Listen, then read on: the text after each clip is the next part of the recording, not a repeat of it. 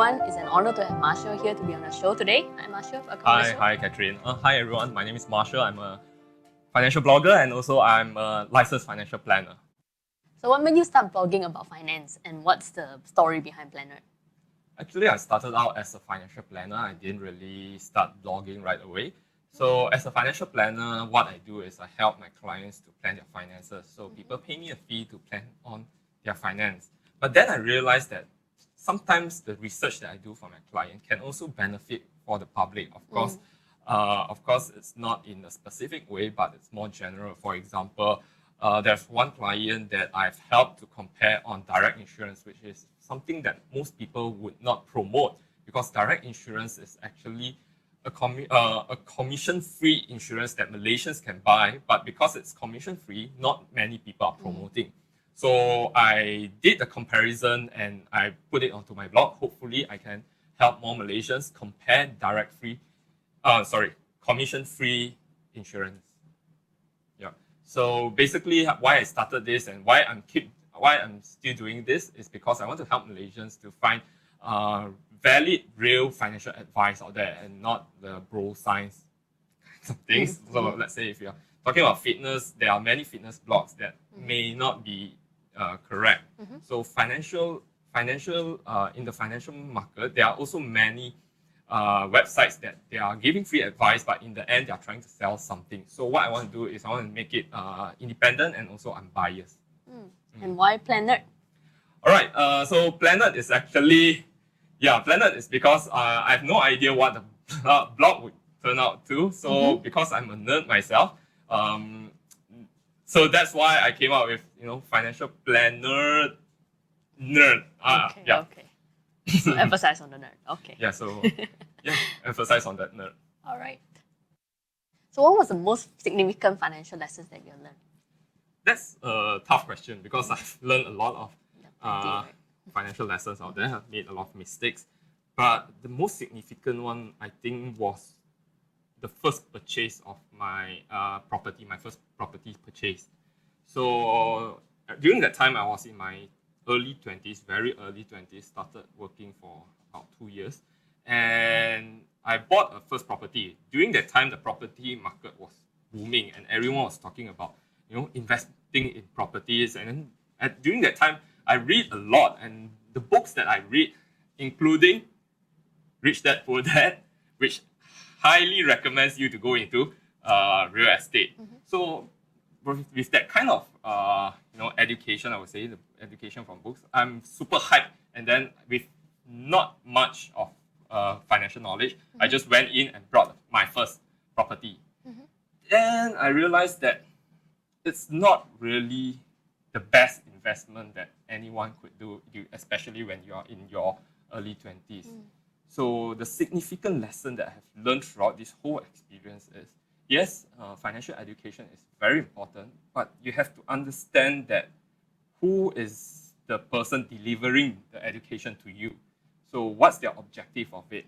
So you have to really understand what's the intention behind the educator so that you can have a more unbiased and also a more objective decision-making process. If you could tell Malaysians one thing to look out for in their financial life, what would it be? All right. I've seen a lot of people focusing a lot on investment returns. What investment vehicle provides the best return? What is the risk? What is the best return for your money in the short term or be it a long term? I think it's not really the correct approach. The correct approach is actually to have the end in mind. So you need to know what's your objective. So in order to reach that objective, only you choose the correct investment vehicle to bring you to that destination. So I would say that the first thing that most people should have is actually what is their goal in life? What do they want? What's the end game, right?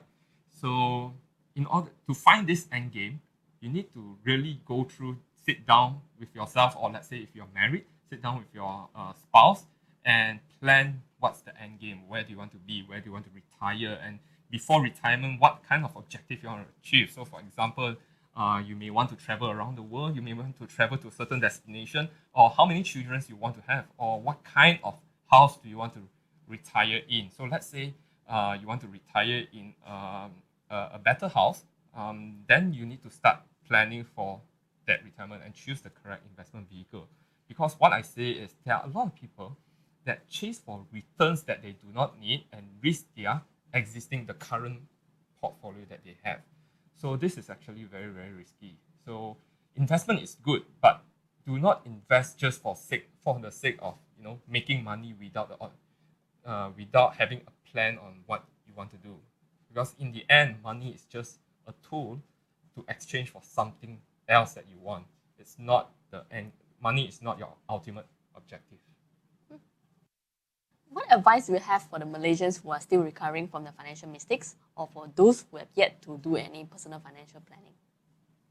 Actually, I think it's a very broad question because financial mistakes can be in different stages. So financial mistakes can be as simple as not paying for your credit card bills for more than 2-3 months, or it could be a very, very bad investment that actually it will take up all of your retirement savings, or it may put you into a very bad position, or you can be chased by loan sharks. So it's actually a very broad question. So how can I advise them, suggest something to do with them for them? All right. So financial mistakes happens all the time. Includes everyone have their own fair share of financial mistakes, including myself. But the most important thing is the mindset that you have. Financial mistakes. This is something that I've listened from. I've actually gotten advice from actually not a financial planner, but a very important person in my life.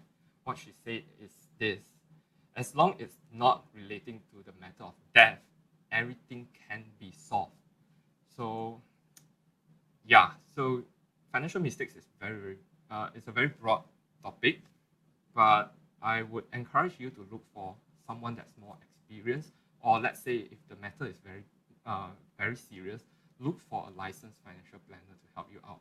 Or you can also look for AKPK. So let's say if you are into a debt situation, you can also look for AKPK. But the most important thing is, share it out, talk to the people that you feel comfortable with, and also let them know where are you right now, so that they can also help you during that financial situation. Then you have a second question on those who have yet to do any planning at those all. who yet to do any planning. So let's say if you haven't done any planning, it's actually very, very easy to start. The first thing that you need to do is actually just to track your expenses, not to do anything, just tracking your expenses for at least 1 full month, every single expense. But I also hope that you can also track for 6 months, because there are certain expenses that doesn't incur monthly. So it's good to track for 6 months. But at the very least, start tracking your expense for 1 month, and then you know what's your general expense looks like. Then from then on, you can plan your budget. For example, start saving for your emergency cash, start looking for insurance, start finding what is your objective in life, which I've mentioned earlier. And then from that objective, look for the correct investment that you want to go into, right? So if you haven't started doing any financial planning, the easiest way to start is just to track your expense. Great. So what is the one big audacious habit or goal that you want our audience to take action? Actually, what I see in general, Malaysians in general, the biggest problem is not financial planning. It's not to plan your finance. The biggest problem right now here in Malaysia is the problem with income. So I would say, let's say if income is a problem, start looking for a second job, or start looking to do part-time, or start selling stuff online. Because right now with this the digital revolution, it's so easy to do business right now. So let's say if income is a big problem for you right now, start looking for a second source of income. Passive income, I would say, is overrated, because if you do not have money to sustain your current lifestyle, you don't even talk about passive income. So right now, let's say if you're still very young, start working and work very hard. Look for that active income, or the second source of active income. Yep. It's time for the random question game now. You can go ahead and press the button. All right. So the question is, What would you rather not be seen in? It's either Disneyland, not the one in Hong Kong, or your car back seat. Disneyland. Why not? What's wrong with Disneyland? Well, I see myself in my car back seat. It's not a problem, but let's say if I only have one to choose, Disneyland. Okay, so you don't like Disneyland? Or it's not your kind of place? It's very tough to choose this because my girlfriend is going to kill me. Why?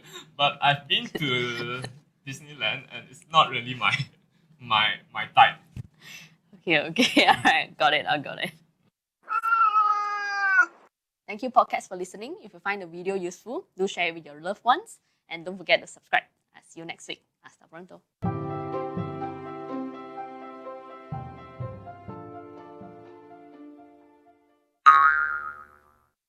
Those who have yet to do any financial planning.